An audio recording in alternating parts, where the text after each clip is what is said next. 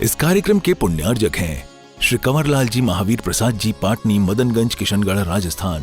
आत्म प्रदेशों में निबद्ध है अति गाढ़े निश्चेतन कर, विविध भेद युत कर्म धूलि को धोने का जो जाने धर्म, निज आत्म की गाढ़ रुचि से धोकर कर्म हुए जो मोह, शांतिनाथ उन मुनिवर जी को सतत नमन करता आसक्त, सतत नमन करता आसक्त। ओम नमः सिद्धेभ्यः।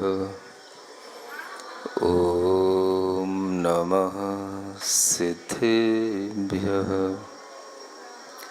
ओम नमः सिद्धेभ्यः। जीव जिस क्षण पैदा हुआ उस क्षण का ज्ञान कोई विज्ञान के पास नहीं है। विज्ञान को पता ही नहीं होता है। 2 महीने के बाद में वह एज्यूम करता है कि हाँ जीव है यहां पर।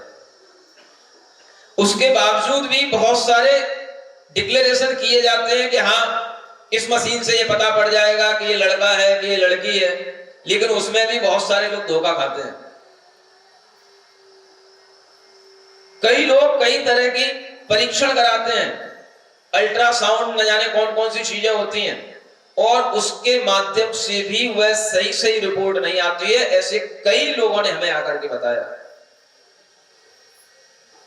एक व्यक्ति ने बताया कि महाराज मेरे लिए जब मैंने अपने बच्चे के लिए चेकिंग कराई तो डॉक्टर ने उसकी अल्ट्रासाउंड चेकिंग करने के बाद में बताया कि यह बेटी है, लड़की है। लेकिन उसने कहा अब जो भी है हमें इसके लिए कुछ भी गलत नहीं सोचना है, और उसके लिए उसने पूरा उसको जन्म दिया, और जन्म देने के बाद में वो लड़की नहीं लड़का निकला। क्या समझ आ रहा है? ये कई लोगों के साथ हुआ।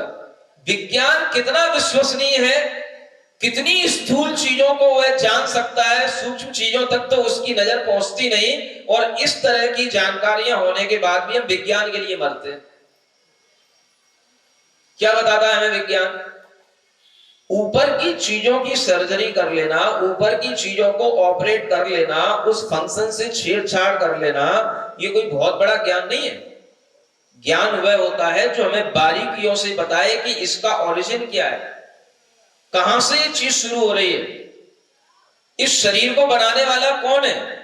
कुछ नहीं आता, हम थोप देते भगवान के ऊपर, ऊपर वाला जाने, जिसने तुम्हें बनाया वो जाने कौन बनाने वाला है। ये कर्म का विज्ञान जब तक नहीं समझोगे तब तक तुम्हें सर्वज्ञ भगवान पर विश्वास होगा नहीं। शरीर नाम कर्म के उदय से, पर्याप्ति नाम कर्म के उदय से पर्याप्तियां बनती हैं, ये शक्तियां जीव में आ जाती हैं, और उन शक्तियों के माध्यम से वह जीवन भर खल भाग के रूप में, रस भाग के रूप में उसका परिणमन शरीर में जो वो खाता है उसके अनुसार अपने आप हो जाता है। ये दोनों प्रकार के परिणमन के पीछे केवल और केवल वह पर्याप्ति का विज्ञान है, और इस विज्ञान को कोई भी नहीं जानता है। प्राण कहां से आते हैं, बाहर से कि भीतर से? बोलो प्राण कहां होते हैं? बोलो तो। सब बोलते रहते हो मेरे प्राण प्यारे, मेरे प्राण प्यारे। कौन है प्राण प्यारे तुम्हारे? अपने प्राण तो अपने ही पास होंगे, किसी दूसरे के पास होंगे? अगर अपने प्राण अपने पास में है तो वह प्राण हमने खुद पैदा किए हैं, वो प्राण हमारी आत्मा की शक्तियों से खुद निर्मित हुए हैं, और उन प्राणों को बचाए रखने का हक भी हमारी अपनी जिम्मेदारी के साथ होता है। वह प्राण कहलाते हैं जिनसे हमारा जीवन चलता है। इंद्रियां काम करती रहती हैं प्राणों के माध्यम से, श्वासोच्छ्वास चलती रहती है प्राणों के माध्यम से, बल बना रहता है प्राणों के माध्यम से, आयु काम करता रहता है प्राण के माध्यम से। तरह तरह के प्राण हैं। अब इन प्राणों के माध्यम से जब हमारा जीवन चल रहा है तो उन्हीं प्राणों में जब कभी कमी सी दिखाई देती है तो वह कमी की भी पूर्ति किससे हो जाती है? पुद्गल से ही पुद्गल में पूर्ण हो जाता है। क्या समझे? बस आपको पता होना चाहिए कौन सा पुद्गल किस पुद्गल के पूर्ण में काम आता है। अभी कुछ दिनों पहले बताया था ना, दादी माँ कन्हा रही थी, करहा रही थी, समझ आ रहा है? बैठी है सामने, नींद नहीं आ रही महाराज, परेशान है, पूरा शरीर टूट रहा है, दवाइयां हमें खाने की इच्छा नहीं होती है, आप तो कोई अच्छी सी कोई चीज बता दो, दवाइयां ना खाना पड़े। वो सही बात है, बिल्कुल ऐसी ही धारणा होनी चाहिए। हर जीव की धारणा होनी चाहिए कि मुझे कभी भी एलोपैथी की गोलियां ना खाना पड़े, और जब खाना पड़ जाए तो समझ लेना कि ये हम रोग ले रहे हैं, दवाई को माध्यम से नहीं ले रहे हैं, ये हम अपने अंदर कोई नया रोग पैदा कर रहे हैं, इसलिए जल्दी से जल्दी उससे मुक्ति मिल जाए। ऐसी धारणा रखने वाला जीव ही पूर्ण आयु को प्राप्त होता है। समझ में आ रहा है? देखो दादी की उम्र, रो रही है, दर्द हो रहा है, बैठा नहीं जा रहा है, रात में नींद नहीं आ रही, लेकिन फिर भी दर्शन करने तो आ रही।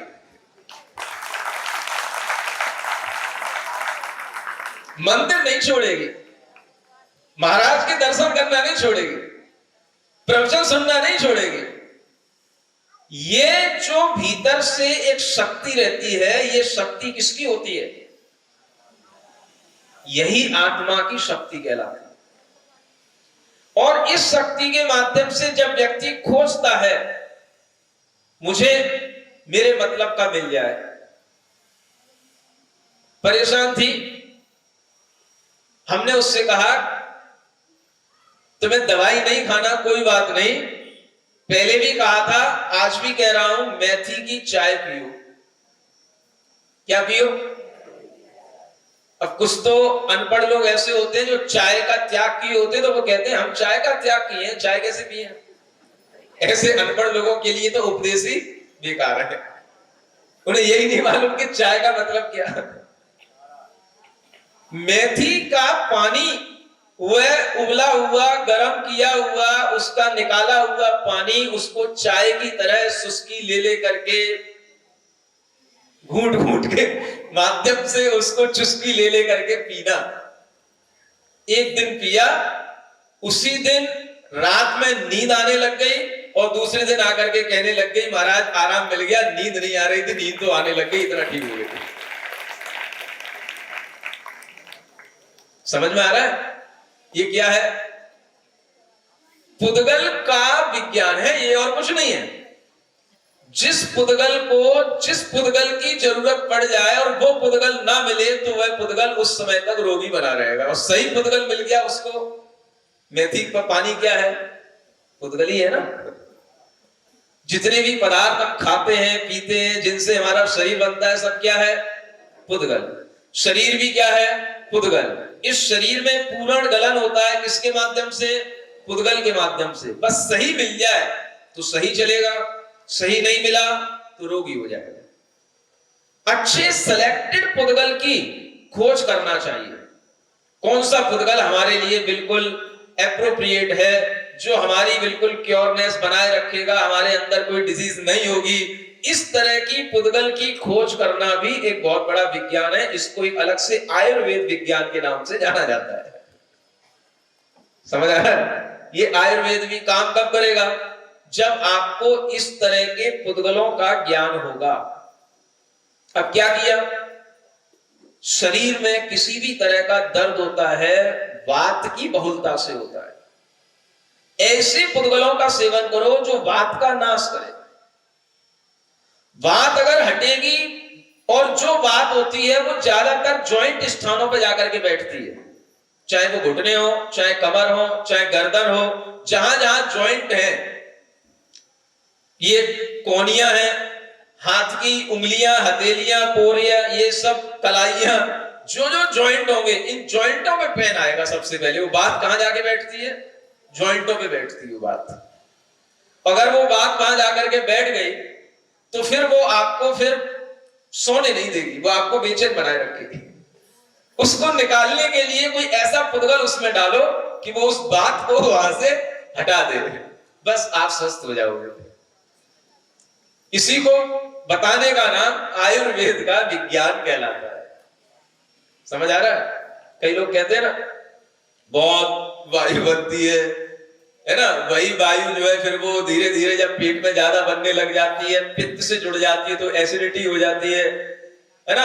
अनेक तरह की ये जो प्रॉब्लम आती है, ये सब हम अच्छे पुद्गलों की खोज नहीं कर पाने के कारण से रोगी बने रहते हैं। और जबकि हर एक चीज का निदान है, कोई भी ऐसा रोग नहीं जिसका निदान ना हो, बस आपको पता होना चाहिए कि इसका सही निदान क्या है। और वह निदान, अगर सबसे अच्छा निदान मिलता है तो वह आपका भोजन अगर सात्विक हो तो आधा निदान तो आपके भोजन से हो जाएगा। उन चीजों से बच के रहो जो बातुल चीजें होती हैं। अब चना मूंगफली खाओगे तो वायु बढ़ेगी, समझ आ रहा है? तो उन चीजों से बच के रहो। कद्दू की सब्जी खाओगे तो कद्दू की तरह बनोगे, बात बढ़ेगी। अब यही नहीं पता कि हम क्या खा रहे हैं, बस अच्छी लगती खाओ खाओ।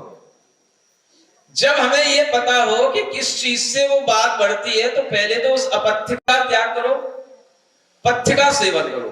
ये बहुत बड़ा विज्ञान बताया जाता है। अपथ्य माने जो हमारे रोग को बढ़ाने वाला हो उससे बचो पहले। और जो चीज सात्विक हो, हमारी सात्व के रूप में हमारे शरीर में घुल मिल जाए, उसका सेवन करो। और फिर उसके बाद में आपके घरों में रहने वाले जो मसाले हैं, ये सब मसाले आपके वात, पित्त, कफ, इन तीनों तरह के दोषों को दूर करने वाले मसाले होते हैं। अगर व्यक्ति सात्विक भोजन करे और भोजन के अंत में मसालों का प्रयोग निरंतर रूप से करता रहे तो उससे ये वात, पित्त, कफ से होने वाले दोषों से मुक्ति मिलती रहेगी।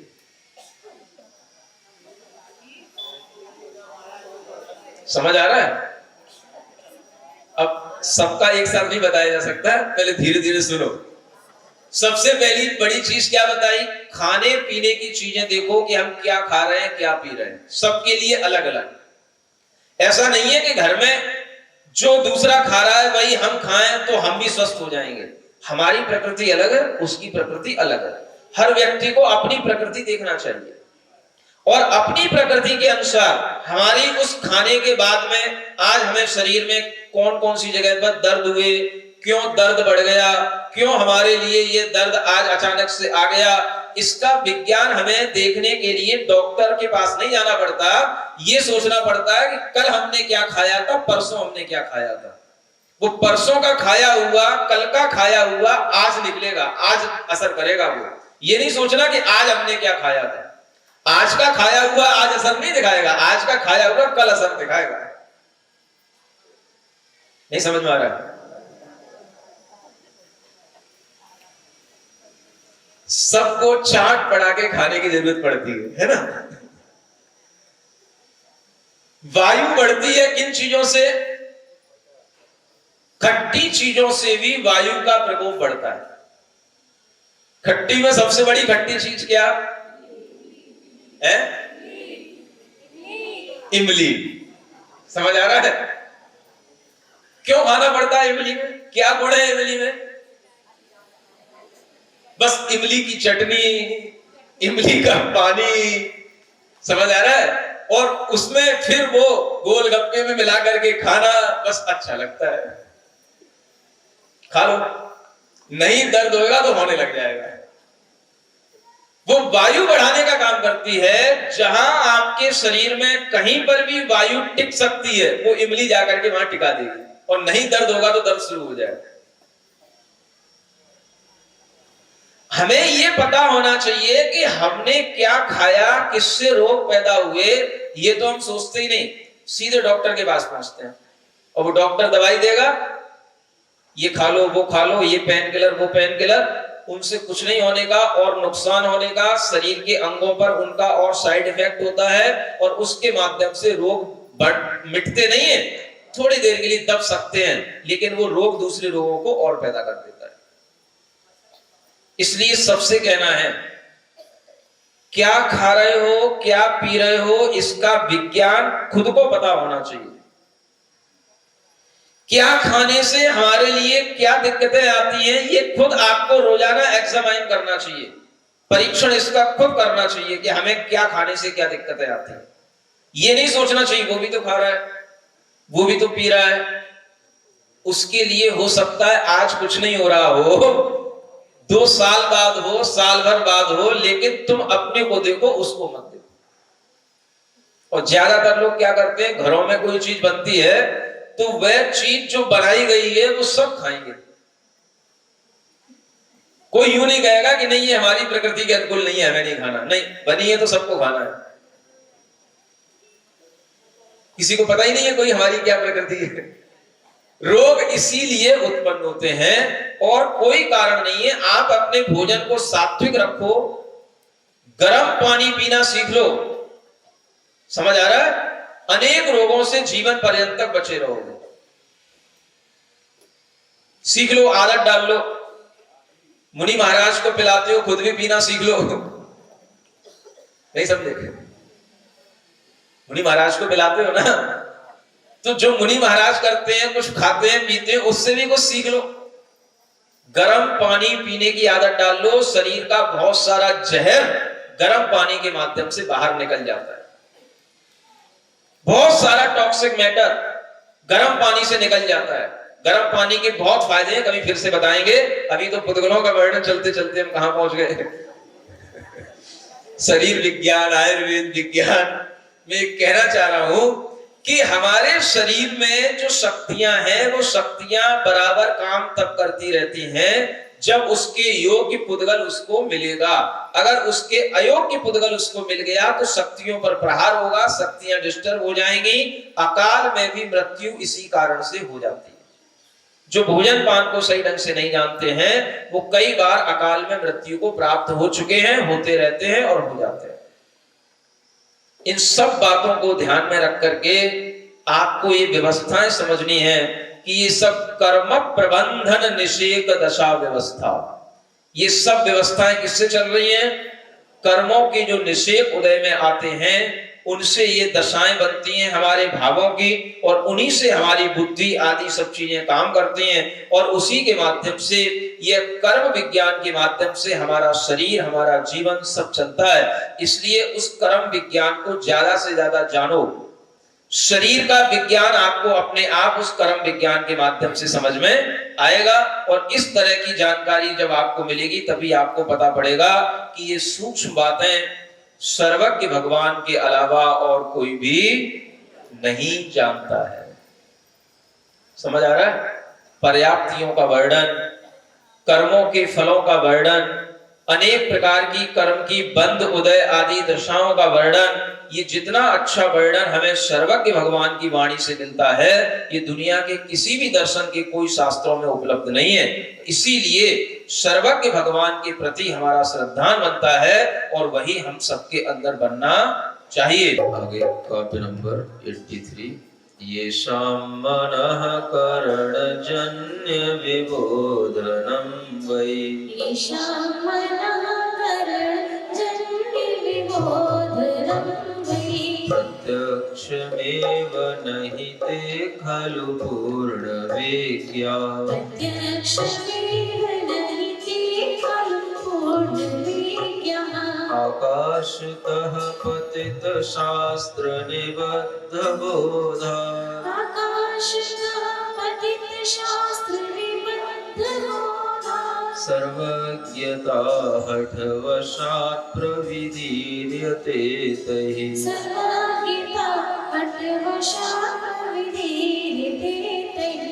मन इंद्रिय से जन्य ज्ञान भी जिनके मत प्रत्यक्ष कहा, वे ज्ञानी हो सकते लेकिन पूर्ण विज्ञता नहीं कहा।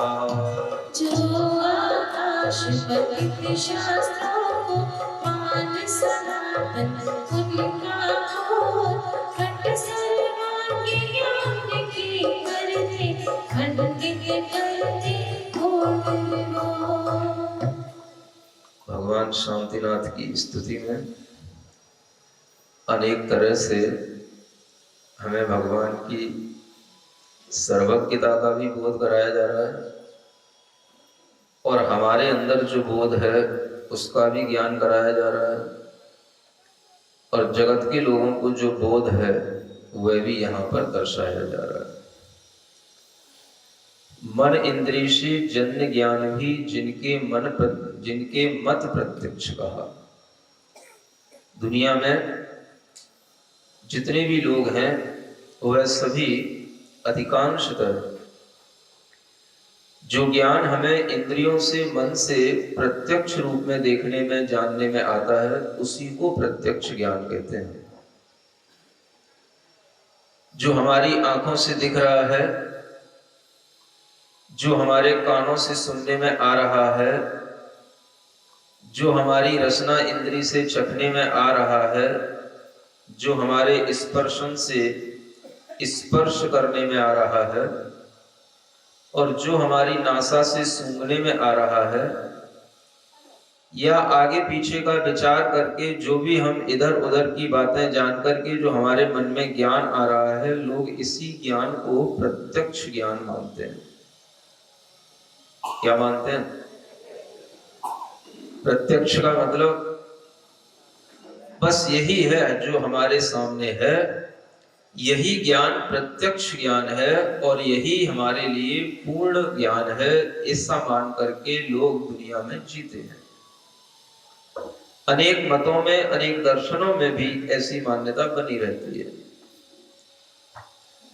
जब हम इंद्रियों के ज्ञान को प्रत्यक्ष ज्ञान मान लेते हैं, मन से होने वाले ज्ञान को ही प्रत्यक्ष मान लेते हैं, तो फिर अब हमें दूसरा कोई प्रत्यक्ष करने की आवश्यकता होगी ही नहीं।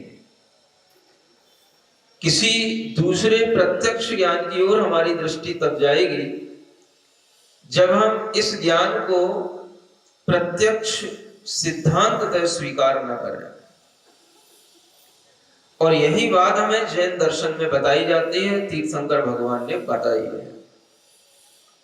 जितने भी संसारी जीव हैं उन सबको जो अपनी अपनी इंद्रियों से ज्ञान होता है, मन से ज्ञान होता है, वह ज्ञान तो होता है लेकिन वह पूर्ण ज्ञान नहीं हो सकता है। बताओ, किसी भी इंद्रिय से हमको कभी पूर्ण ज्ञान हो जाता है? इंद्रिय की पूर्णता, इंद्रिय ज्ञान की पूर्णता कभी भी संभव नहीं है। और इंद्रिय ज्ञान से जितना हमें समझ में आएगा, देखने जानने में आएगा, वो उस इंद्रिय की अपनी क्षमता पर निर्भर करेगा, वह पूर्ण ज्ञान नहीं कहलाएगा। हम आंख से कितना देख सकते हैं, कितनी दूर तक का देख सकते हैं, हम आंख से कितना प्रत्यक्ष कर पाते हैं। हम कहते हैं कि हम प्रत्यक्ष ज्ञानी हैं, हमने अपनी आंखों से देखा, कानों से सुना। ऐसा बोलते हैं लोग, आंखों देखी कानों सुनी बात बता रहा हूं आपको। माने बहुत प्रामाणिक बात है जो हमने आंखों से देखी और कानों से सुनी है। हर व्यक्ति को अपनी आंख देखी और कान सुनी बात पर इतना विश्वास होता है कि वह जोर से कहता है कि मैंने खुद अपनी आंखों से देखा है, खुद अपने कानों से सुना है, विश्वास करो। माने हर व्यक्ति अपने इंद्रिय ज्ञान को पूर्ण मानता है। प्रत्यक्ष ज्ञान को वह पूरा विश्वास के साथ मान करके चलता है और उस प्रत्यक्ष ज्ञान के साथ वह क्या देख पाता है, कितना जान पाता है। हम कहीं बैठे हैं और हमारे सामने एक छोटा सा कोई सामने कुछ भी एक यहां पर मान लो मंच में पर्दा डाल दे, हम दिख जाएंगे आपको। आपका इंद्रिय ज्ञान अभी काम कर रहा है और ये पर्दा सामने आ गया तो फिर क्या होगा? आपको क्या करना है? आपको तो अपने इंद्रिय ज्ञान पर विश्वास रखना है। हमारी आंखें तो सब देखती हैं, बताओ क्या देखती हैं? एक पर्दे में जब आपको मुनि महाराज नहीं दिखाई देंगे और वह मुनि महाराज वहीं बैठे हैं जहां आप पहले बैठे हुए देख रहे थे। कैसा ज्ञान है ये हमारा? कितनी इंद्रियां काम करती हैं हमारी? अगर हमारे घर की दीवार से बगल के घर में कुछ हो रहा है और एक दीवार लगी हुई है तो हमें कुछ भी दिखाई नहीं देता, इसीलिए दीवारें खींची जाती हैं। इंद्रिय ज्ञान कभी भी हमारे लिए इतना प्रत्यक्ष हो नहीं सकता जितना हम उसको मान करके चलते हैं, और जो हमारे लिए प्रत्यक्ष की श्रेणी में आता है उसे जो पूर्ण ज्ञानी है, सर्वज्ञ है, वह उसे परोक्ष कहते हैं। क्या कहते हैं? परोक्ष कहते हैं। आपने कहा कि मैं आंखों से देखता हूं, कानों से सुनता हूं, यही तो बोलते हो। आंखों से देखता हूं, इसका मतलब ये वाक्य ही आपके लिए बता रहा है कि मैं आंखों से देखता हूं। किससे देखता हूं? आंखों से। इससे क्यों लगाना पड़ा? मैं देखता हूं तब तो ठीक था। आपने कहा मैं आंखों से देखता हूं। अब आंखें हमारे लिए बीच में क्यों आ गई? इसका मतलब है कि बिना आंख के कुछ भी दिखाई नहीं देता, और देखने वाला जो मैं था वो कोई और है, जिससे देखा जा रहा है वो कोई और है।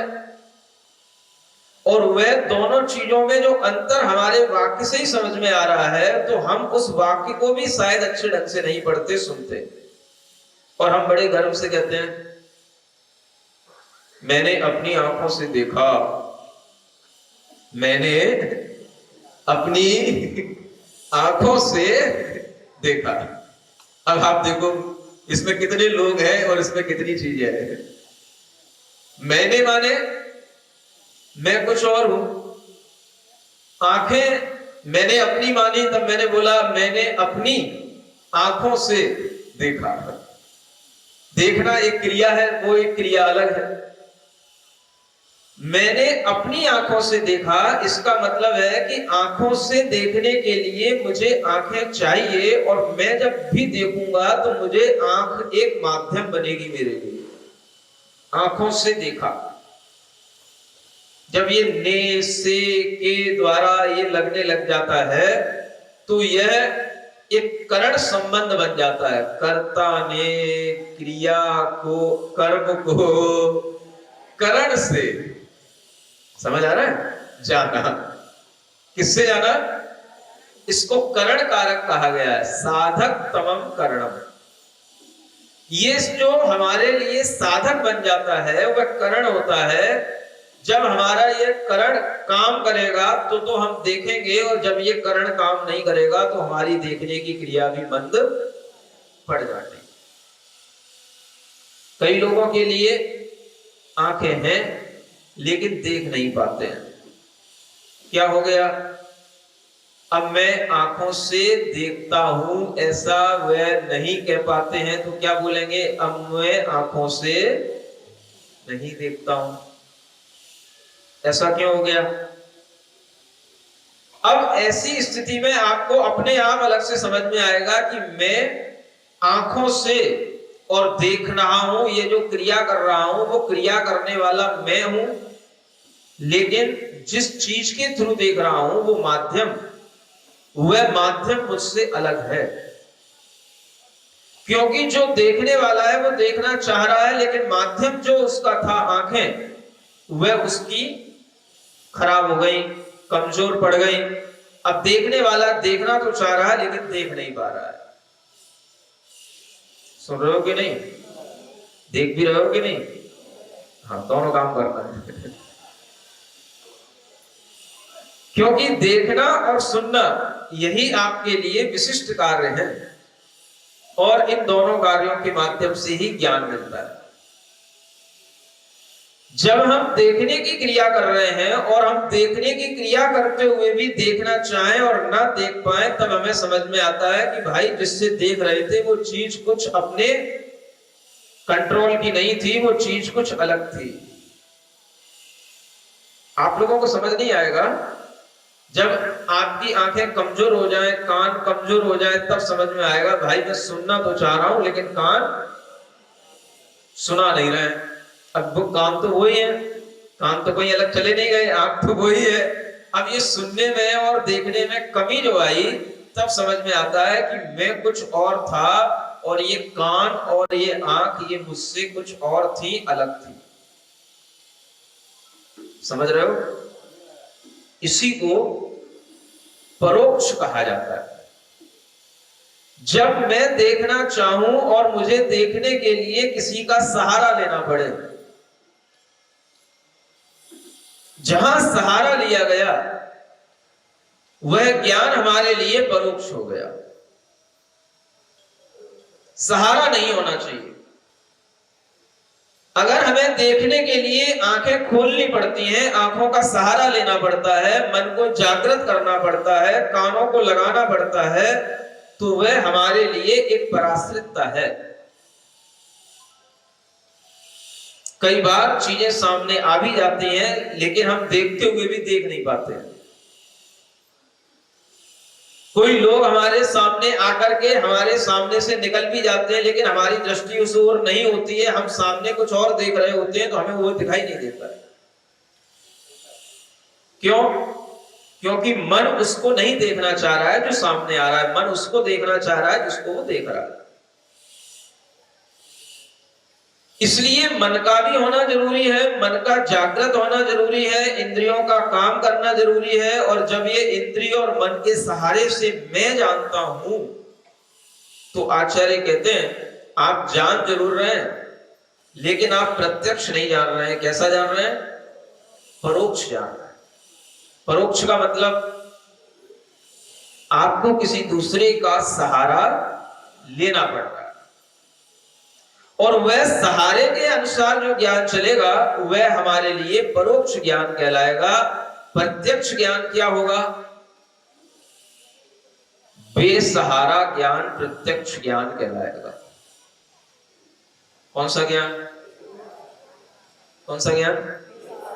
बेसहारा। बेसहारे का मतलब क्या होता है?